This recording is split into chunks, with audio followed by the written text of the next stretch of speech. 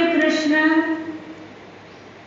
इस श्लोक में दंभ, दर्प, अभिमान, क्रोध, पारुष्य माने कठोर वचन और मद का वर्णन कर रहे हैं। दंभ, दर्प, अभिमान, क्रोध और कठोर वचन, ये सब परस्पर मोह के सहकारी साधन हैं। ये जहां रहेंगे वहां मोह अपने आप ही आ जाता है। इनकी सहायता से और मोह क्या होता है, पनपता है। तो भगवान श्री कृष्ण ने दंभ, दर्प, अभिमान, क्रोध और कठोर वचनों पर प्रकाश डाल दिया। दंभ कहते हैं ऊपर से कुछ और अंदर से कुछ, इसको दंभ कहते हैं। ऊपर से तो आंख मीच के ध्यान लगाता और अंदर बोले ऊपर से राम राम, अंदर से 3 काम, ऐसा 3 काम, ऊपर से राम राम, अंदर से 3 काम। मन कहां कहां घूमता रहता है, ये करूं वो करूं, एक कहावत है। तो बोले ये दंभ कहलाता है। दर्प, बिना हुए गुणों के अभिमान को दर्प कहते हैं। और अभिमान, थोड़ा सा कुछ कर ले तो मन में अभिमान आ जाता है। और ये रजोगुण तमोगुण का जो अभिमान है, ये तो शास्त्र आचार्य कहते हैं भाई सतोगुण की सहायता से नष्ट हो जाता है। परंतु सतोगुण का जो अभिमान आ जाता है उसको मिटाना बहुत मुश्किल हो जाता है। इस सतोगुण का अभिमान, क्योंकि अपने से ऊंचा किसी को वो समझेगा नहीं, जो कि उसके पास जाके और अभिमान की निवृत्ति करे, उसकी तो वही हालत होती है। फिर जैसे एक वृद्धा के घर में बिल्ली मर गई घुस के, अब बिल्ली को फेंकने चली गई वृद्धा, बिल्ली को तो उठा ली, अब पीछे से घर खुला छोड़ गई, पीछे से घुस गया ऊंट, अब ऊंट जो है वो घर में आके मर गया। अब वृद्धा के शरीर में ताकत भी नहीं कि ऊंट को उठा के फेंक दे, और पास में पैसे भी नहीं कि किसी से उठवा दे। तो वृद्धा के घर में ऊंट सड़ता रहा सालों तक। तो इसी प्रकार से ही ये तो दृष्टांत है। दारिष्टांत के अंदर में रजोगुण और तमोगुण का अभिमान तो फिर भी हट जाता है सतोगुण की सहायता से, परंतु सतोगुण का अभिमान जो है ये भगवत कृपा से ही हटता है। इसलिए महापुरुष आचार्य कहते हैं हम साधकों को सतोगुण के अभिमान से सावधान रहना है। सतोगुण का अभिमान पता भी नहीं चलता है और किधर से घुस जाता है समझ में नहीं आता है। इसलिए आचार्य शास्त्र हमें सतर्क करते हैं, सावधान, सतोगुण के अभिमान का त्याग करने का आदेश देते हैं। मैं बहुत भला हूँ, मेरे को लोग भला भला कहे, इस प्रकार का जो अभिमान है। मैं तो सुबह 4 बजे उठ जाता हूँ, लोग तो 7 बजे तक सोए रहते हैं, ये भी एक अभिमान है। तो प्रत्येक वस्तु का अभिमान होता है। एक बाई ने पति के जाने के बाद 15 साल तक अनाज नहीं खाया, देवयोग से पहुंच गई महाराज जी के पास। तो महाराज जी ने कहा कि आज यहाँ प्रसाद लेना है। अब बेचारी संकोच से कुछ बोलती नहीं, फिर कहने लगी महाराज प्रसाद तो मैं जरूर लेती, आपकी आज्ञा का उल्लंघन नहीं करती, पर क्या करूं, मैं जब से मेरे पतिदेव गए हैं तब से फलाहार करती, अनाज नहीं खाती। और मैं सोचती हूँ मेरे लिए क्यों परेशान करूँ भाइयों को, तो मेरा नियम है मैं फलाहार ही करती। महाराज जी बोले यदि आज अनाज खा लेगी तो क्या हो जाएगा, आज अनाज खा लो। कोई दूसरे कहा करते थे कि वन को देखने के लिए महाराज जी एकादशी के दिन चावल बनवाते थे कि देखिए इनके मन में कुछ ऐसी भावना आती है क्या। उनकी तो लीला ही अलग थी, मुझे तो ज़्यादा सानिध्य उनका नहीं मिला। बहन जी लोग तो बहुत सानिध्य में रहे उनके, परंतु पूज्य श्री के द्वारा उनकी कुछ कुछ लीलाओं का पता चल गया कि ऐसा वो करते थे। तो महाराज जी बोले उसको, बोले आज अनाज खा ले देखी क्या होता है तेरे को। बोली महाराज जी मैं यदि अनाज खा लूंगी तो मेरे तो प्राण ही निकल जाएंगे। महाराज जी बोले तेरे तो प्राण नहीं निकलेंगे इसकी तो मैं गारंटी लेता हूं, पर तेरे अभिमान के प्राण जरूर निकल जाएंगे। लोग जो कहते ना बहुत आज 15 साल से 16 साल से अनाज नहीं खाया, फलाहार पर रह रही है, इस अभिमान के प्राण निकल जाएंगे। तो व्यक्ति के अंदर सतोगुण का अभिमान कहाँ से आता है ये समझ में नहीं आता जी। तो दंभ दर्प अभिमान, क्रोध, पारुष्य वचन और मद। तो मद के विषय में चर्चा चल रही थी। राजमद दुर्योधन को हुआ, द्रुपद राजा को हुआ, परिणाम अच्छा नहीं निकला। यौवन मद नूरजहां को हुआ, उसने भी अपने यौवन मद में बहुतों का अपमान किया, तो ये यौवन मद भी ठीक नहीं है। आगे धनमद, गरीबों का अपमान करता है, धन के नशे में व्यक्ति कुछ नहीं समझता उनको। राज यौवन धन विद्या, विद्यामद श्वेत केतु को हो गया था, जिसकी निवृत्ति महर्षि उद्दालक ने तत्ववशी महावाक्य के द्वारा की। और कुलमद किसको था, रावण को। रावण का कुलमद रहा क्या, कोई दीपक जलाने वाला भी घर में नहीं रहा। रूपमद विद्यावती नाम की कन्या को हुआ था, जिसका उदाहरण आपने सुना। और रूप तपशील, शीलमद किसको हुआ, शीलमद हुआ सतियों को। एक बार की बात है, आज भगवान शीलमद पर प्रकाश डालेंगे। शील व्रत का भी अभिमान आ जाता है व्यक्ति को, मैं बड़ा सदाचारी हूं, मैं तो हमेशा ब्रह्मचर्य व्रत का पालन करता हूं, इस प्रकार का अभिमान होता है। ये शीलमद सतियों को हो गया था। एक समय की बात है, नारद जी ब्रह्मलोक में गए और ब्रह्मा जी उस समय वहां नहीं थी। ब्रह्मलोक में जाकर के नारद जी ने और रामा श्यामा की ब्रह्माणी जी से, ब्रह्माणी जी ने बहुत स्वागत सत्कार किया, गरम गरम दूध पिलाया, ठंडी की मौसम थी उस समय, केसर इलायची बादाम डाल के। और बोले नारद जी कहाँ से आ रहे हो। बोले अभी अभी मैं मातलोक से आ रहा हूँ। तो बोले क्या हालचाल है वहाँ का।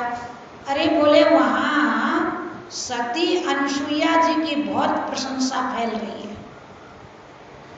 ब्रह्मा जी की पत्नी बोली हमारे से भी ज्यादा। बोले हाँ कुछ लगता तो ऐसा ही है। तो बस जब तक ब्रह्मा जी की पत्नी नारद जी से कुछ कहती, तब तक नारद जी श्रीवन नारायण नारायण करते हुए वहां से बोले अच्छा मैं चलता हूँ। और वो बोलती रह गई, जरा सुनो नारद जी, जरा सुनो नारद जी, पर नारद जी काहे को सुनते। पहुंच गए विष्णु लोक में। संयोगवश भगवान विष्णु भी वहां नहीं थे उस समय। लक्ष्मी जी ने बड़ा स्वागत सम्मान किया नारद जी का। और कहा, बोलो नारद जी कहाँ से आ रहे हो? उन्होंने बताया, वही बात दोहराई।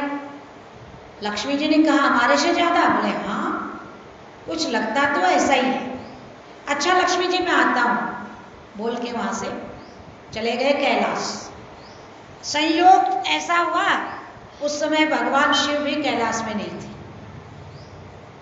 पार्वती जी ने भी बहुत सम्मान किया, आदर के साथ बैठाया, कुछ चर्चा हुई। फिर नारद जी ने वही बात दोहराई। बोले आजकल सती अनसुईया जी की बहुत प्रशंसा फैल रही है। पार्वती जी ने कहा, हमारे से ज्यादा? बोला हाँ, लगता तो कुछ ऐसा ही है। इतना कह के नारद जी, पार्वती जी आवाज लगाती रह गई। बोला आ रहा हूं, कह के वहां से चले गए। अब इधर तीनों सतियों के मन में हलचल मच गई। जब तीनों देवता अपने अपने स्थान पर आए तो तीनों के रुख बदले हुए देखे। अब घरवाली का रुख बदल जाए तो फिर पति देव को बड़ी मुश्किल हो जाती, क्योंकि आपको पता है इंग्लिश में पति को कहते हैं हस्बैंड। बोले वो बेचारा खाली वाइफ की तरफ देख के हंसता रहता है, क्या करे? वो गलत बोले तो भी ठीक, सही बोले तो भी ठीक। देवी जी रूठ जाएगी तो मनाना मुश्किल हो जाएगा फिर। तो आए तीनों देवता, तीनों देवियों के रुख बदले हुए देखे, समझ गए। पूछा, बोले कि पीछे से कोई आया था क्या? बोले हाँ, नारद जी आए थे। बोला बस समझ में आ गई बात। अब तीनों देवियों ने रात भर तीनों देवताओं को सोने नहीं दिया। जाओ, कब सुबह होगी जल्दी जाओ, परीक्षा लेके आओ। अब तीनों देवता अपने अपने लोक से चले, प्रस्थान किया और तीनों रास्ते में मिले। बोले भाई क्या हालचाल है, कहाँ चले? तीनों ने संतों का रूप बनाया। बोले कहाँ चले? बोले ऐसी ऐसी बात है। बोला हाँ, जो तुम्हारा हाल सो मेरा हाल, रात भर सोने नहीं दिया उन्होंने। ठीक है चलो।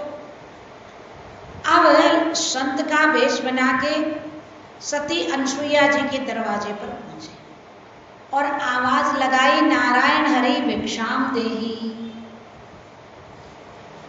तो सती अनसुईया जी बाहर आई। बोले महाराज ठहरो, भिक्षा लाती हूं। भिक्षा लेके आई, दासी के हाथ भिक्षा भेजी। बोले ऐसे नहीं लेते हम, स्वयं सती अनसुईया जी भिक्षा ला के देगी तब लेंगे। तो कहा महाराज ठीक है।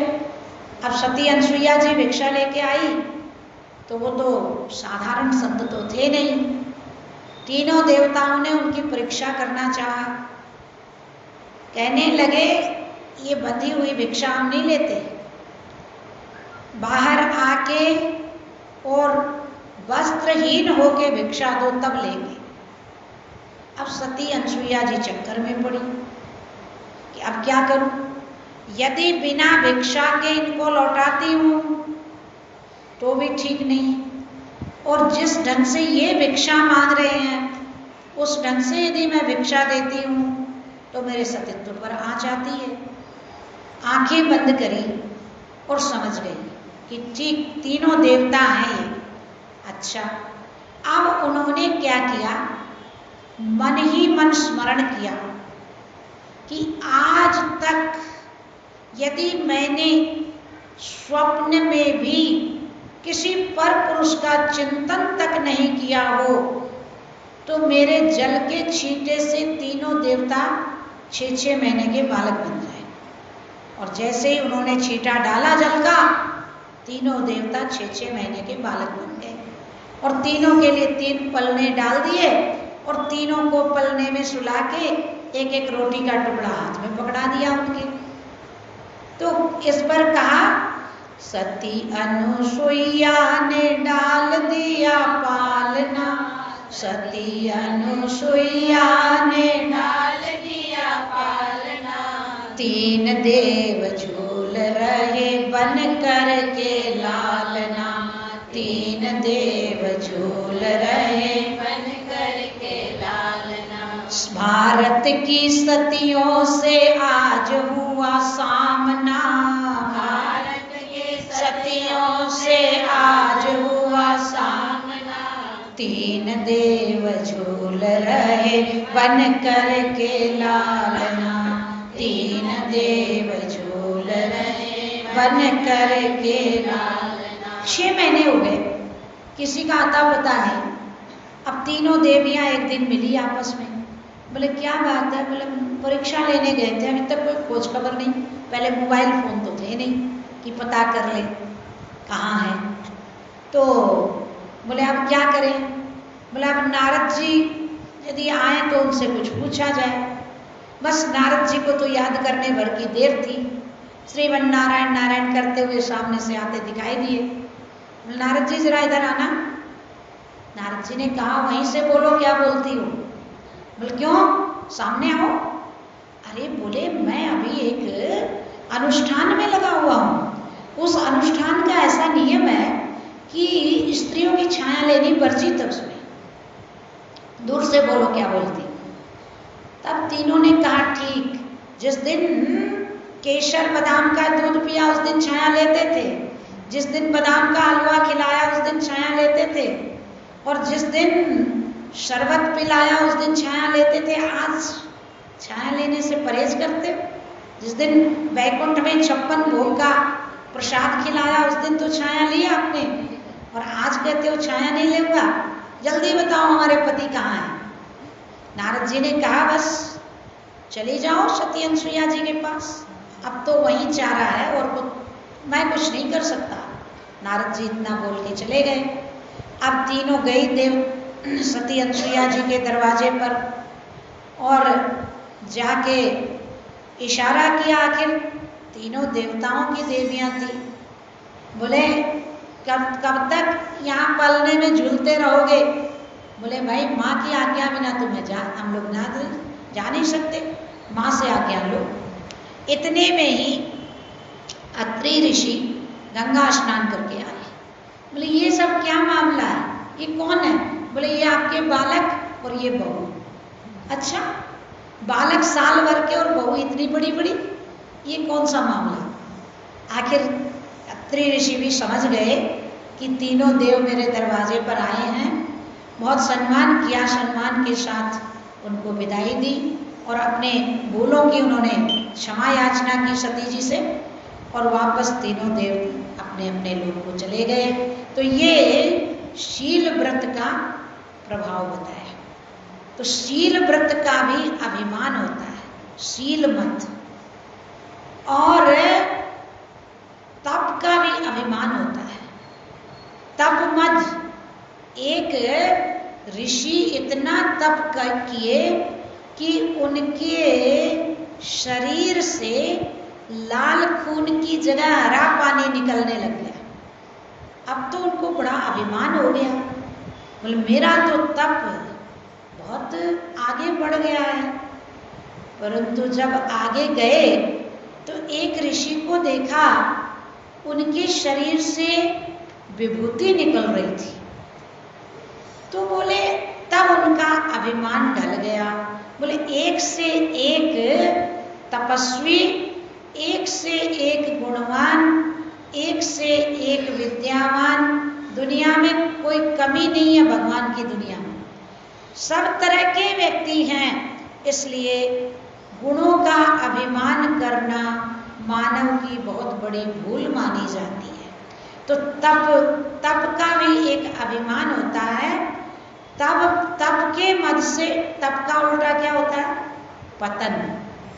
तप का अभिमान पतन करता है। इसलिए शास्त्र कहता है इन सब अभिमान को छोड़ करके और जो परमात्मा की तरफ लगता है उसको परमात्मा अपनाते। क्यों, परमात्मा को एक ही चीज पसंद नहीं आती है, अभिमान पसंद नहीं है। देखो वही शब्द हनुमान जी के लिए आया और वही शब्द नारद जी के लिए आया। परंतु गोस्वामी जी की लेखनी बदल गई। नारद कहऊं सहित अभिमाना, कृपा तुम्हारी सकल भगवाना। परंतु वही शब्द जब हनुमान जी के लिए आता है तो बिल्कुल लेखनी बदल गई। प्रभु प्रसन्न जाना हनुमाना, बोला वचन विगत अभिमाना। तो इसलिए भगवान कहते हैं कि मुझे अभिमान पसंद नहीं है। अभिमान का भगवान क्या करते हैं? भोजन करते हैं, चाहे वो किसी भी चीज का अभिमान हो। भगवान ने स्वयं श्राप सह लिया, परंतु नारद जी को सुंदर रूप नहीं दिया। बोले इस जन्म में यदि सुंदर बना दूंगा तो जन्म जन्म में पता नहीं ये बंदर बनता रहेगा, और इसी जन्म में बंदर बना दूं तो आगे के लिए तो सौंदर्य को प्राप्त कर लेगा। तो भगवान आचार्य गुरुजन साधक का और जीव का क्या चाहते हैं? हित चाहते हैं। बाकी संसार में कोई भी हित नहीं चाहता। तो इसके आगे की चर्चा फिर कल करेंगे। अब आदरणीय बहन जी अपने मनोहर वचनों के द्वारा हमें कृतार्थ करेंगी। बोल सच्चिदानंद